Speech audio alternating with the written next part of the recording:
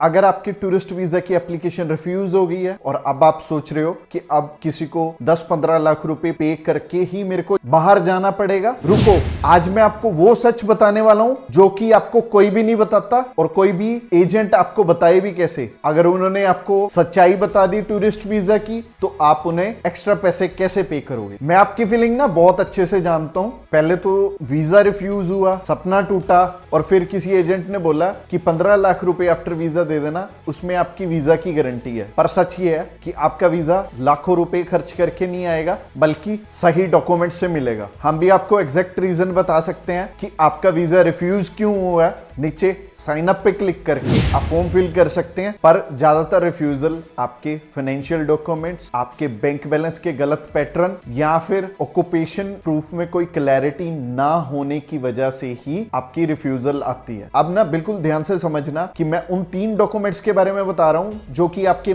Much needed और important document है, जिनके बेसिस पे एम्बेसी आपको जज करती है। जिसमें पहली चीज है आपके बैंक बैलेंस का पैटर्न। और बहुत सारे लोगों को लगता है कि मेरे अकाउंट में तो पैसे हैं, सिर्फ बैंक अकाउंट में बैलेंस होने से एम्बेसी आपको वीजा नहीं देती। आपको अपनी रेगुलर इनकम, रेगुलर एक्सपेंसेस और 3 या 6 मंथ की बिल्कुल क्लियर बैंक स्टेटमेंट जो कि आपको इंडिया में स्टेबल दिखाए। और जो दूसरा डॉक्यूमेंट है वो है आपके ऑक्यूपेशनल प्रूफ। अगर आप बिजनेस करते हो तो आपको करंट अकाउंट की जरूरत है, और अगर आप जॉब करते हो तो आपको एनओसी और सैलरी स्लिप की जरूरत पड़ती है। और आपके ऑक्यूपेशनल डॉक्यूमेंट्स देख के एम्बेसी को यकीन होना चाहिए तो यहाँ पे आपका सेटअप बिल्कुल अच्छा है, आप अच्छी इनकम कर रहे हैं यहाँ पे इंडिया में। अगर आप उनकी कंट्री में जाएंगे तो वापस लौट के आ जाएंगे। और जो तीसरी चीज है वो आईटीआर्स है। अगर आप चाहते हो ये तीनों के 3 डॉक्यूमेंट्स अलाइन हो तो आईटीआर्स भी फिल करनी उतनी ही जरूरी है। और अगर आपने पिछले 3 साल की आईटीआर बिल्कुल एक्यूरेटली फिल कर रखी है तो ये आपकी एप्लीकेशन को स्ट्रेंथ देती है। देखो भाई, एजेंट्स आपको झूठे सपने दिखाते हैं और हमेशा आपको शॉर्टकट की तरफ धकेलते हैं, पर सच ये है कि एम्बेसी को आपके बिल्कुल अलाइन डॉक्यूमेंट चाहिए होते हैं जो कि आपको इंडिया में वेल सेटल दिखाएं। और मेरे को ना आपकी डेस्परेशन समझ में आती है कि आपका वीजा लगना बहुत ज्यादा जरूरी है, और डेस्परेशन में आके गलत फैसले मत लो और किसी को